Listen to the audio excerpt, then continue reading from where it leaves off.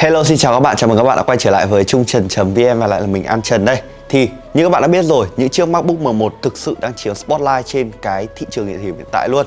Và đối với những người dùng mà không thích về cái chiếc Macbook ấy thì sao? Cá nhân là đối với mình không thực sự thích dùng những chiếc Macbook cho lắm. Thực sự nó rất là xót tiền và thực sự rất là xót ví cho mình luôn. Và đi kèm với đó là nó rất là tù túng.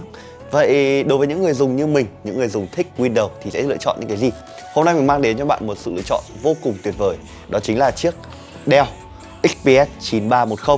Đây là có thể nói là một trong số ít những chiếc máy hoàn toàn có thể cạnh tranh với chiếc Macbook M1 trên thị trường hiện tại. Và hôm nay thì mình sẽ tiến hành mở hộp em này, xem là nó có những cái gì nhá. Và trong quá trình mở hộp ngày hôm nay thì mình sẽ sử dụng đó chính là một thuật ngữ mà chắc chắn là các bạn đã biết rồi, đó chính là ASMR. Nghĩa là mình sẽ không nói bất cứ cái gì cả trong quá trình mở hộp, mà mình sẽ để các bạn cảm nhận cái độ phê khi mà mình mở hộp chiếc máy này nhá. Còn bây giờ bắt đầu thôi.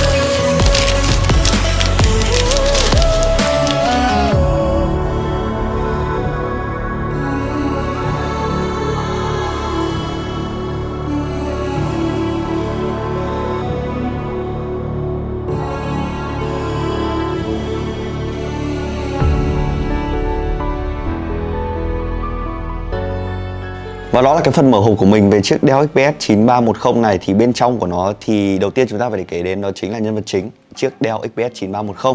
Bên dưới sẽ là củ sạc 45W, đi kèm với đó là dây nối.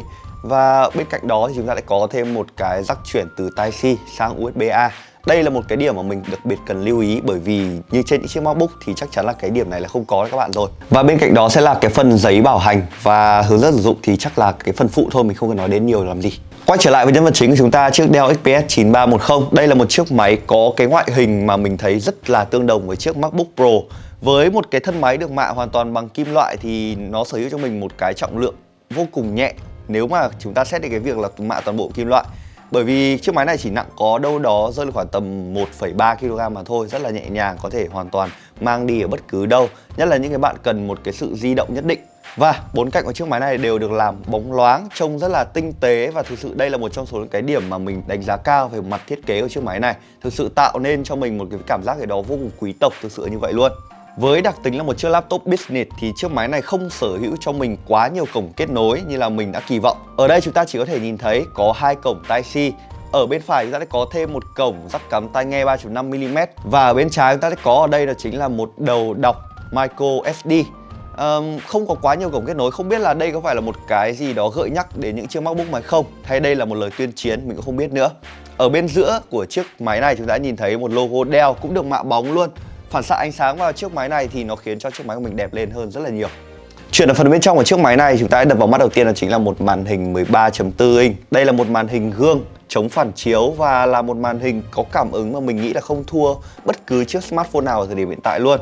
Độ hiển thị màu sắc các thứ thì chắc là bây giờ mình chỉ có thể đưa ra những cái thông tin từ bên hãng mà thôi. 100% sRGB và đi kèm với đó là 90% DCI-P3. Đây là một thông số khá là tốt cho một chiếc laptop business, và thực sự khi mà mình trải nghiệm bằng cái cách là xem một chút về cái phần hình nền ý, mình cũng cảm giác được cái độ rực rỡ và cái trải nghiệm mình đem lại thì nó rất là tuyệt vời. Phía trên cái màn hình thì sẽ là webcam. Cái chất lượng của webcam này chắc là mình sẽ đánh giá chi tiết vào cái phần video đánh giá chi tiết tiếp theo nhé, thế nên là đừng bỏ qua.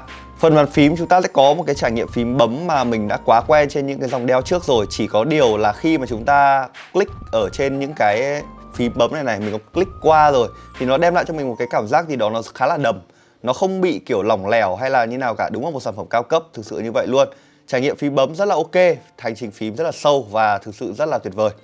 Có một điều mình muốn lưu ý ở đây, đó chính là ngay bên phía góc phải của cái phần bàn phím này chúng ta sẽ có đó chính là một cái phần cảm biến vân tay.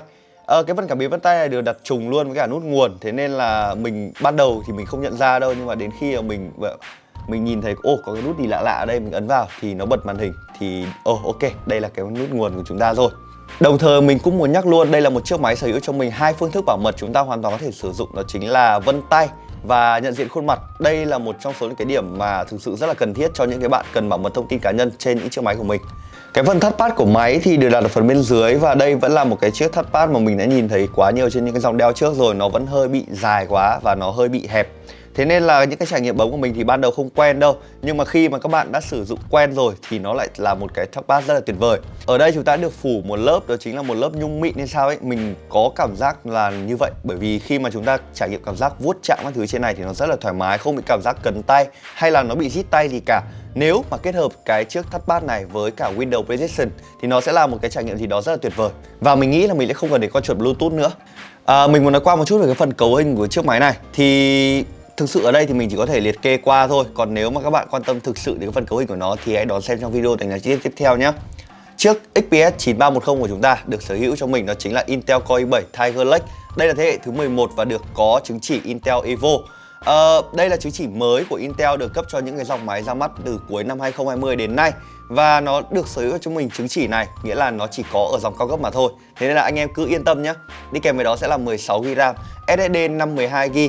Đi kèm với đó sẽ là con GPU Intel Xe Iris Graphics. Đây là một trong số những cái trang bị mới nhất, tối tân nhất đến từ nhà Intel mà mình có thể kể đến trong video lần này, và nó đều nằm trong con máy XPS 9310 này rồi. Còn về chi tiết hiệu năng nó ra sao thì chắc là mình sẽ phải hẹn các bạn đến video lần sau thôi. Để mà cấp nguồn cho một cái cấu hình mới như vậy thì Dell người ta đã trang bị cho chiếc máy của mình một cái viên pin đâu đó rơi khoảng tầm 52W/giờ. Mình đã thấy rất là ấn tượng với cái thời gian sử dụng pin của một trong số những cái chiếc máy sử dụng cùng một cái cấu hình như cái chiếc máy này, đó chính là chiếc HP Envy X360 2020. Và mình đã rất kỳ vọng vào cái chiếc máy này xem là nó sẽ thể hiện như thế nào với một cục pin lớn hơn và một cái trang bị yên như thế, nhưng mà phải gánh thêm một cái màn hình 4K. Vậy đây là một cái kèo mà mình chắc là mình phải test kỹ rồi. Và đó là cái bài mở hộp đánh giá nhanh của mình về chiếc Dell XPS 9310 này. Các bạn nghĩ sao, đây có phải là một sản phẩm hoàn toàn có thể cạnh tranh với chiếc Macbook M1 ở thời điểm hiện tại hay không? Mình nghĩ là nó có khả năng, nhưng mà thực sự tất cả mọi thứ đều rất là khó nói. Chúng ta lại có những cái gì? Chúng ta lại có một cái trải nghiệm mở hộp này, trải nghiệm về máy các thứ nó rất là cao cấp rồi, không nói làm gì nữa. Nhưng về cái phần hiệu năng, về cái phần loa, về cái phần pin, liệu nó có xứng đáng để cạnh tranh với Macbook M1 hay không thì mình vẫn cần thời gian để đưa ra một cái video đánh giá chi tiết để có thể nói lên cái kết quả. Còn trong lòng mình thì chiếc máy này vẫn là một chiếc máy rất là tốt.